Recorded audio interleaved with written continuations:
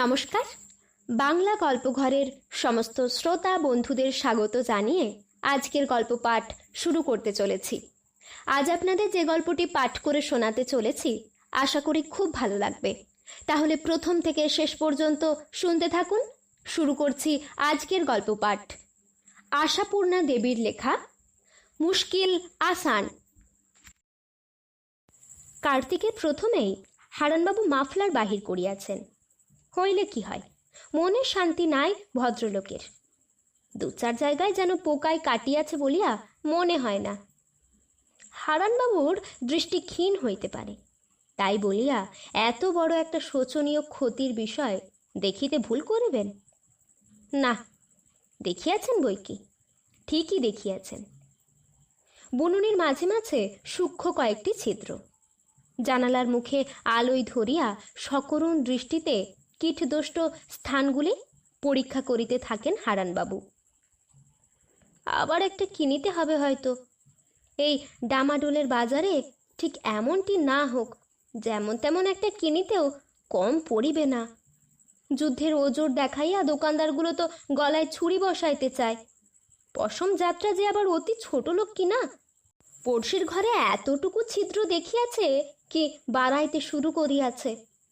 আপনাকে বিসর্জন দিয়াও পরের যাত্রাভঙ্গ করিতে নিজের না কাটা যায়, যাক।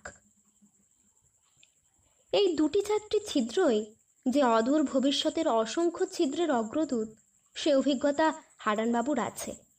অথচ হারানবাবুর এই শরীর ফট করিয়া ঠান্ডা লাগিয়া যাইতে কতক্ষণ? এই কার্তিক হইতে অন্তত চৈত্রের প্রথম দিক পর্যন্ত সে বিষয়ে যথেষ্ট কেয়ার লইতে হয়। আর হয় নাই বা কখন? নির্ভাবনায় গায়ে হাওয়া লাগাইবার মতো সময় মানুষকে দিয়াছেন ভগবান? কই, এই তো কার্তিক পড়িতে শীতের আমদানি, হতচ্ছাড়া সময়, ভদ্রলোকের অখাদ্য সময়। আবার শীত কমিলে কি বসন্ত বাতাস, কবিদের প্রাণ নাচিয়া উঠিতে পারে, গেরস্থ লোকের প্রাণ যায় যায় অবস্থা। হরিতকি বীজের মাদুলি, আসল বীজের টিকা আর ইষ্ট দেবতার বীজ মন্ত্রের জোরে কোনো মতে যদি মায়ের অনুগ্রহে হাত এড়াইতে পারিলে তো যথেষ্ট। আবার গ্রীষ্মের সঙ্গে সঙ্গে মায়ের বোন মাসির বিভীষিকা। তাহার পরে বর্ষা নামিলেন সাজিয়া গুজিয়া। বাত, বেরি বেরি, অজীর্ণ, আমাশয়, কাহাকে রাখিয়া কাহার নাম করা যায়? এছাড়া ভদ্রের কাঁচা হিম আছেন, আশ্বিনের নতুন রোদ আছেন, কম কেউই যায় না। এতগুলি আততায়ীর কবল হইতে আত্মরক্ষা করিয়া বাঁচিয়া থাকিতে হয় দুঃখী হারানবাবুকে। কাজেই যে সকল সৈন্যবাহিনীর সাহায্যে এই দুরহ যুদ্ধে জয়লাভ সম্ভব হয়, তাহাদের মধ্যে সহসা কেহ নোটিশ দিয়া বসিলে চিন্তার কারণ আছে বই কি। যথা সময়ে ন্যাপথলিন কালোজিরার ব্যবহারের অভাবেই যে মাফলারটা অযথা সময়ে নোটিশ দিয়া বসিল, এই আক্ষেপে নিজেকে নিজে চড়াইতে ইচ্ছা হয় তাহার। এমন কটু সময়ে সুখে না আসিয়া বসিল, যেমন গুছাইয়া বসিল মনে হয় বিশেষ কিছু বক্তব্য লইয়া আসিয়াছে। হারান অবশ্য তাহাতে কটাক্ষপাত করেন না, নিজের তালেই থাকেন। কিন্তু সুখেন যে ইহাতে অপমান বোধ করে এমন মনে করিবার হেতু নাই। মামার ইচ্ছাকৃত অবহেলাকে অবহেলা করিয়া সহজ স্বরে প্রশ্ন করে, মাফলারটা ছিঁড়ে গেল মামা? ছিঁড়ে গেল?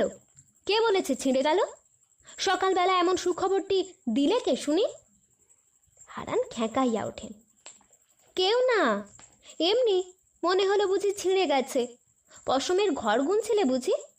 যাকগে, বলছিলাম কি, আমাদের নিচের তলাটা তো এমনি পড়ে রয়েছে মামা, ভাড়া দিলে হয় না?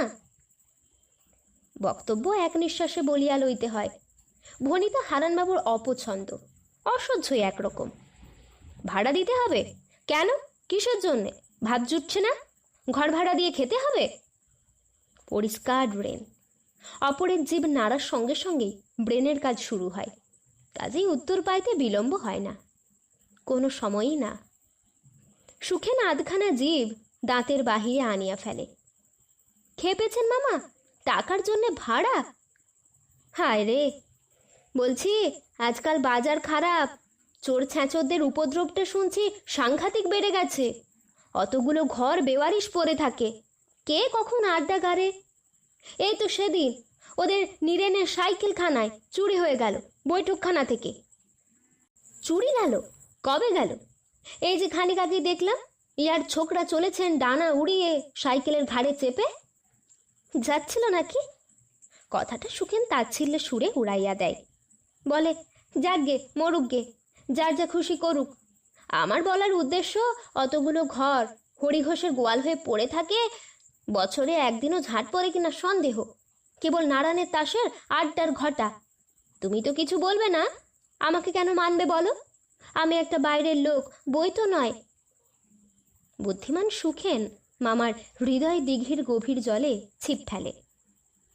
হারানবাবুর সহ্য শক্তি এত প্রবল নয় যে ইহার পরেও নারায়ণের টিকি ধরিয়া টানিয়া আনিবেন না।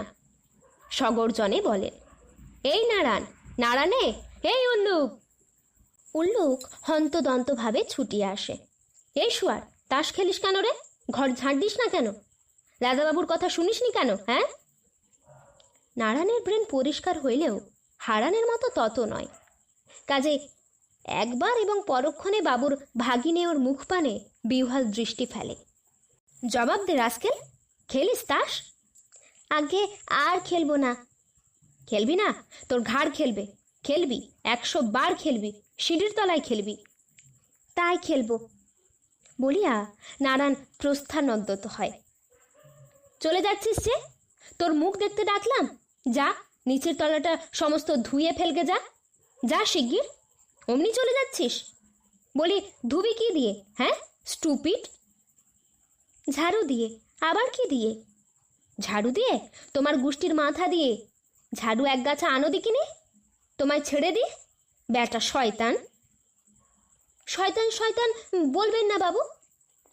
নারায়ণ ভৃত্যভাব ত্যাগ করিয়া ক্রুদ্ধভাবে ঘোঁত ঘোঁত করিতে থাকে। হারানবাবু তাহাতে দমেন না, সমান তেজে বলেন, না, শয়তান বলবো কেন? রামকেষ্ট পরমহংস বিবেকানন্দ স্বামী বলবো।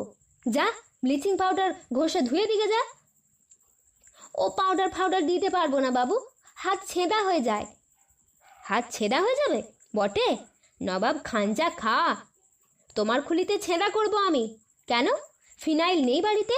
পাউডার না দিলে মহাভারত অশুদ্ধ হয়ে যাবে? যা সম্মুখ থেকে। নারায়ণ বাহির যাইতেই হারানবাবু চেয়ারে বসিয়া পড়েন। উফ, প্রেসারটা বেড়ে উঠল, চরচর করে বেড়ে উঠল। তোমার জন্য এইটি হলো বাপু? সুখেনের দিকে সরসে চাহিয়া, সকাল থেকে আমার পেছনে লাগতে আসা। যাও, এখন পরেশ ডাক্তারকে ডাক দিকিনি একবার। দেরি করো না, যাও। উফ, মাথাটা যেন ছিঁড়ে পড়ছে। সুখেন বিনা বাক্য ব্যয়ে উঠিয়া যায় এবং মিনিট 5 পরে পরেশ ডাক্তারকে লইয়া ফেরে, সাইকেলের পিছনে বাঁধিয়া।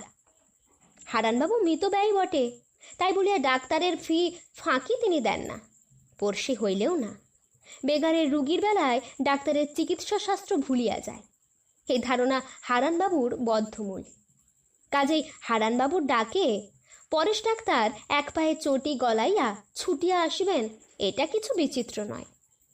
যথারীতি ঔষধ ও যথোচিত উপদেশ দান করিয়া 2টি টাকা পকেটস্থ করিয়া পরেশ ডাক্তার হাসি চাপিয়া গম্ভীর মুখে প্রস্থান করেন। পিছন পিছন সুখেনও নামিয়া আসে। ডাক্তার কার্যনিরত নারায়ণের পানে চাহিয়া থামিয়া দাঁড়ান। এই যে ঘরদোর সাফ হচ্ছে দেখছি, উনি ভাড়া দিতে রাজি হয়েছেন তাহলে? আর বলেন কেন? ও খেয়াল, সেই কথার এফেক্ট তো এই ব্লাড প্রেসার। কথাটা বলিয়া সুখেন হাত 2খানা উল্টাইয়া একটা হতাশ ভঙ্গি করে। তাই তো, তাই কাজ করো না, উল্টো গাইতে শুরু করো। উল্টো? তা বলেছেন মন্দ নয়। ঘরটরগুলো দেখে যাবেন? না, দেখবার কি আছে, রোজ দেখছি তো। তুমি বাবা চেষ্টাটি ছেড়ো না। না না, সে কি কথা, আপনার একটা সামান্য অনুরোধ। চেষ্টার পিছনে নিজেরও যে গভীর তেষ্টা লুকানো আছে, সে কথাটা আর খুলিয়া বলে না সুখেন। রাত্রের আহার সারিয়া মামা ভাগিনে আলাপ হয়, রোজই হয়। আজও হইতেছিল। কোনো একটা শুভ মুহূর্তে সুখেন উল্টো গাওয়ার পালা শুরু করে। ইয়ে বাবুর একটা কথা শুনলে মামা? বাজারের মোড়ে দেখা হলো আমার সঙ্গে, বলেন কি না তোমার মামা নাকি একতলাটা ভাড়া দিচ্ছেন। হে, স্রেফ বলে দিলাম। না বললে সে কি হে, শুনলাম যে। আমিও তাই ভাবছি, কলকাতা শহরের ভাড়াটে চড়িয়ে খাওয়া কি তোমার মামার কর্ম? গো বেচারা ভালো মানুষ। হারানবাবুর ধৈর্য আবার ঝাঁঝিয়া বসে, গর্জিয়া ওঠেন। কে বলেছে কথা? নামটা শুনি তার। ওই যে আপনাদের ইয়ে বাবু, কি যেন নামটা? আহ, সে যে কাঁচা পাকা গোঁফ, টল ফিগার, অথচ 42 ইঞ্চির বেশি পড়ে না কখনো। নামটা? আশ্চর্য, মেমোরিটা আজকাল বড় খারাপ হয়ে যাচ্ছে। তোমার মনে পড়ছে না মামা? তোমার তো খুব মেমোরি। সেদিন অত বড় যোগটা মুখে মুখে করে দিলে। মামা ভাগিনেও বর্ণিত গৌরব হাস্য করিতে চান না। কল্পিত টল ফিগারের বিরুদ্ধে যুদ্ধ ঘোষণা করিয়া বলেন, মনে আবার পড়ছে না? খুব পড়ছে। নাম করতে চাইনি, 1 নম্বরের বদমাইশ একটা। দেখে নেব তাকে আমি। ভাড়াটে চড়াবার মুরদ আমার নেই, তার আছে। বড় আস্পর্ধা হয়েছে সব। নারায়ণ, পিচবোর্ডটা আনতো। ঠাকুরের আহ্বানে রান্নাঘরের পথে যাইবার ব্যগ্রতার মুখে বাধাপ্রাপ্ত নারায়ণ বিরক্তি কুণ্ঠিত মুখে বলে, রাত দুপুরে পিচবোর্ড কোথায় পাবো বাবু? কোথা পাবে? বিলেতে যাও বাবা, বিলেতে যাও, পাবে। বলি জুতো আসে না বাড়িতে? বাক্স নেই তার? জুতো অবশ্যই আসে, তবে কোনো শুভ মুহূর্তে কে জানে, বাক্স পাওয়া যায় না। অনেক অনুসন্ধানে কোনো ভাঙা একটা ঢাকনি পাওয়া যায় বাক্সের। হারানবাবু তৎক্ষণাৎ কালির দোয়াতে আঙুল ডুবাইয়া তাহার উপর মোটা হরফে টু লেট লিখিয়া দোতলার জানালা হইতে নেকড়ার ফলি বাঁধাইয়া ঝুলাইয়া দেন। পরদিন শেষ রাত্রি হইতেই ভাড়াটে আসিতে শুরু করে।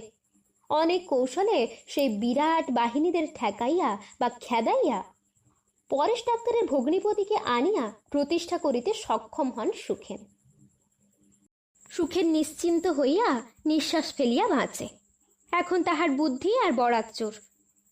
ভাড়াটে যখন আসে হারানবাবু বাড়ি ছিলেন না, না থাকিবারই কথা। সেই রূপী সময় ঠিক করা ছিল। হারান আসিয়া চড়া সুরে প্রশ্ন করেন, সুখ, নিচের ঘরে আলো জ্বলছে কেন রে? ভাড়া এসেছে মামা। এসে গেছে? আজকেই? রাস্তায় বসেছিল নাকি রে? ওরকম হতচ্ছাড়া লোককে বাড়ি ঢুকতে দিলে অমনি? খোঁজ খবর নিয়েছিস কিছু?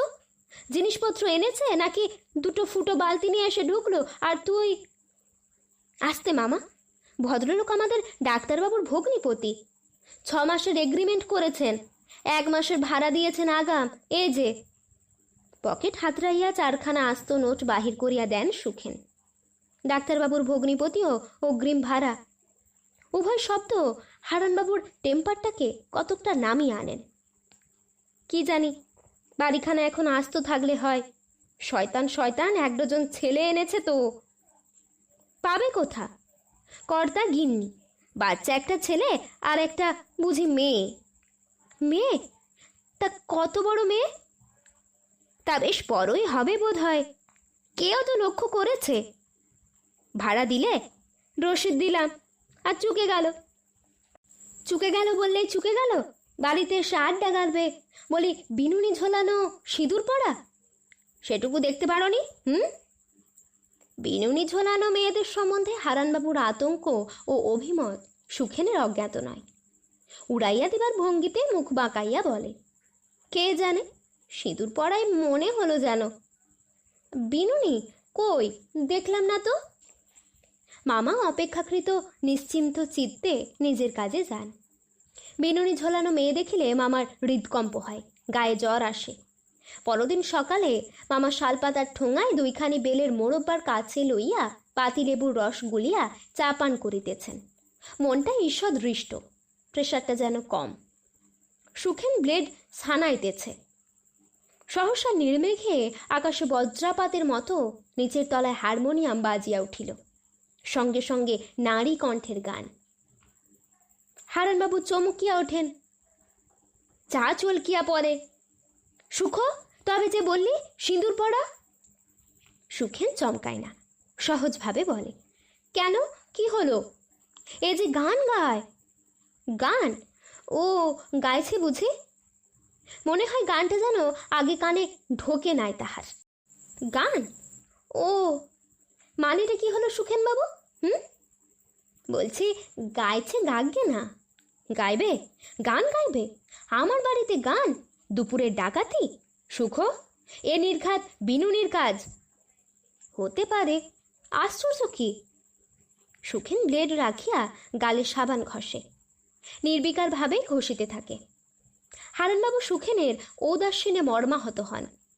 হতে পারে? আশ্চর্য কি? স্বচ্ছন্দে বলে দিলি। যথেষ্ট আশ্চর্য। আমার বাড়িতে গান, আমার বাড়িতে বিনুনি? চলবে না, চলতে পারে না। সুখ, বারণ করে আয়, এক্ষুনি যা। বারণ করব কি গো মামা? পাগল বলবে যে। ভাড়া দিয়েছে, রাইট নেই বাড়িতে। বাড়ি বিক্রি করবে না, বাধা দেবে না, ব্যাস। তাছাড়া সবই করতে পারে। গান তো গান।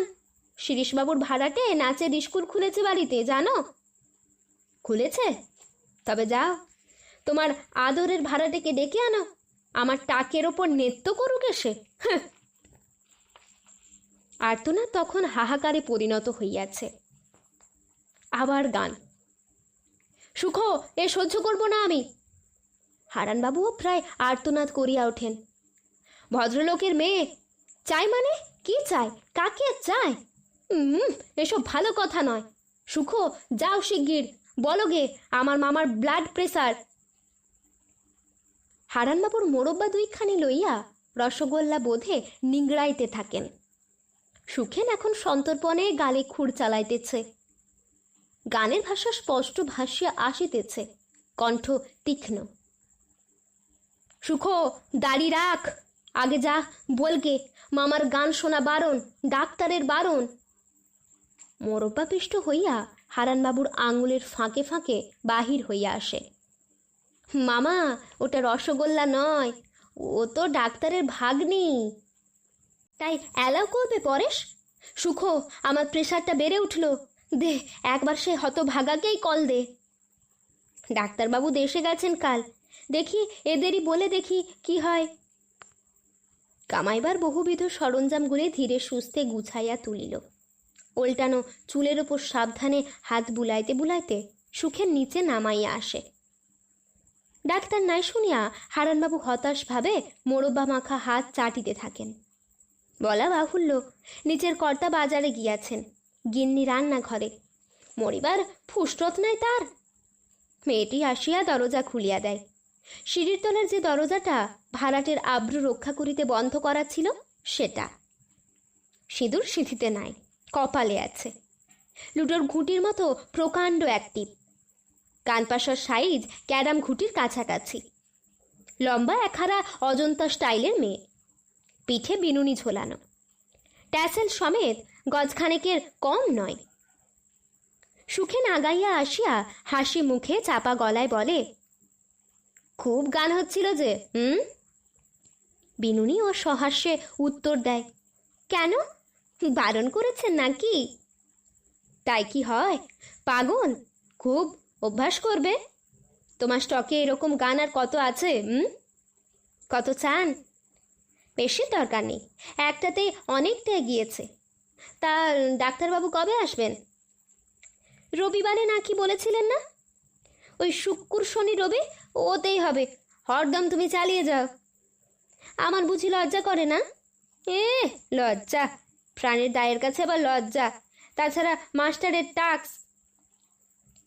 ওপরে আসিয়া বলে, রাজি হলো না মামা, বলে পয়সা খরচ করে মাস্টার রেখেছি, গান না শিখলে বিয়ে হবে না মেয়ের। মামা অর্থহীন দৃষ্টিতে চাহিয়া আছেন আর হাত চাটিতেছেন। সন্ধ্যায় মামা আসিতেছেন রিকশায়, আকর্ণ মাফলার ঢাকা, গায়ে র্যাপার টানিয়া পা ঢাকিয়াছেন। যদিও মোজা আছে, তবে অলুল নয়, তাই তো সাবধানতা। মন বিষণ্ণ, বিকেলের দিকে দুইবার নাকি হাঁচিয়াছেন। বাড়ি গিয়া ফুটবার্থ লইবেন কিনা চিন্তা করিতে করিতে অন্যমনাভাবে দরজা পর্যন্ত আসিয়া পড়িয়াছেন। সহসা পশমা ঢাকনি ভেদ করিয়া কানের গোড়ায় বাজিয়া ওঠে। আবার গান। ফুটপাথের বদলে মাথার রক্ত ফুটিয়া ওঠে হারানবাবুর। সোজা উপরে উঠিয়া যান, দরাজ গলায় হাঁক দেন, সুখ। সেইমাত্র বেড়াইয়া ফিরিয়া সুখেন সদ্য পাট ভাঙা আদির পাঞ্জাবিটির তদবির করিতেছিল। মামার ডাকে তাড়াতাড়ি বাহির আসে। মামা, ডাকছ? ডাকছি, নিচে যাও, নোটিশ দিয়ে এসো, 24 ঘন্টার নোটিশ। আবার কি হলো? শুনতে পাচ্ছ না কি হলো? সুখেন আবার শুনিতে পায়। ও গান! যেন সেইমাত্র এ বিষয়ে অবহিত হন সুখেন। কিন্তু মামা, নোটিশ তো চলে না, এগ্রিমেন্ট করেছে যে। এগ্রিমেন্ট কিসের? কি সর্বনাশ! কতদিনের? 6 মাসের মামা। সুখেন, এই নাও, ধরো, বসিয়ে দাও মাথায়, এক ঘায়ে শেষ করে দাও। হাতের মোটা লাঠিটা ভাগিনের দিকে বাড়াইয়া ধরেন মামা। রবিবার আসিল, শেষ পর্যন্ত পরেশ ডাক্তারও আসিয়াছেন। মামা কল দিয়েছেন তাহাকে। সুখেন লাঠির ব্যবহারে রাজি নয়। অগত্যায় টিকিয়া থাকিতে হইয়াছে মামাকে। তবে মৃতপ্রায় অবস্থা। গত 3 দিন অর্ধাহার, অল্প নিদ্রা এবং অতি মানসিক বিপ্লবে মামা চিঁচি করিতেছেন। ডাক্তারকে দেখিয়া একবার উঠিয়া বসিয়াছেন মাত্র। না বসিলে নাকি নাড়ি দেখা ঠিক হয় না। কি হারানবাবু, ভালো তো? ভালো হলে তোমাকে ডাকবো কেন ডাক্তার? টাকা তো আমার কামড়াচ্ছে না। হ্যাঁ হ্যাঁ, তা তো বটেই। প্রেশারটা বুঝি আবার? ব্লাড প্রেশার নয় ডাক্তার, নতুন রোগ। বটে? কি হয়েছে বলুন তো? বলছি, তোমার ভাগ্নির বিয়ে হয়েছে? কই আর হচ্ছে, মেয়েটাকে নিয়ে ভগ্নিপতি তো পাগল হতে বসেছে। কেমন? হতেই হবে, হতেই হবে। পাগল করানো মেয়ে যে। বলি, আমার ভাগ্নাকে তোমার পছন্দ হয় ডাক্তার? বলেন কি, বিলক্ষণ! তার আবার কিছু কথা থাক ডাক্তার, মাথা ঘুরছে। বলছি, তোমার ওই ওস্তাদ ভাগ্নিটিকে আমার হতভাগা ভাগ্নেটার সঙ্গে জুড়ে দাও। বিনুনি ঝোলানো বন্ধ হোক ওর। নারী না দেখিয়াই ধপাস করিয়া শুইয়া পড়েন হারান। পাত্রী আশীর্বাদের আসরে সাবধানে বালাপোষের ভিতর হইতে হাত বাহির করিয়া ধান দুর্বা তুলিতে তুলিতে হারানবাবু দরাজ গলায় বলিয়া ওঠেন, দেখো বৌমা, তোমার বাবাটি অতি ধড়িবাজ, অতি ফিচার লোক, বুঝলে? বৌমা কি বুঝিল কে জানে, ফিক করিয়া হাসিয়া ফেলে। হ্যাঁ, আর একটা কথা, গানের গলায় নয়, মৃদু গলায়। বৌমা উত্তর করেন, জানি, গাইব না আর গান। গাইবে না? কেন গাইবে না? আলবাত গাইবে, 100 বার গাইবে। কিন্তু ওই ছাই পাঁশগুলো গেও না বাছা। ভালো ভালো গান নেই? ধরো যেমন, কোলে তুলে নে মা কালী, কালের কোলে দিস নে ফেলে। এতক্ষণ শুনছিলেন আশাপূর্ণা দেবীর লেখা মুশকিল আসান গল্পটি। এই গল্পটি আপনাদের কেমন লাগলো তা আমাকে অবশ্যই কমেন্টের মাধ্যমে জানিয়ে দেবেন। যদি ভালো লাগে তাহলে লাইক এবং সাবস্ক্রাইব করে আমাদের পাশে অবশ্যই থাকবেন। আবার দেখা হবে পরের কোনো একটি গল্প নিয়ে। ততক্ষণ আপনারা ভালো থাকবেন, সুস্থ থাকবেন, সাবধানে থাকবেন। নমস্কার।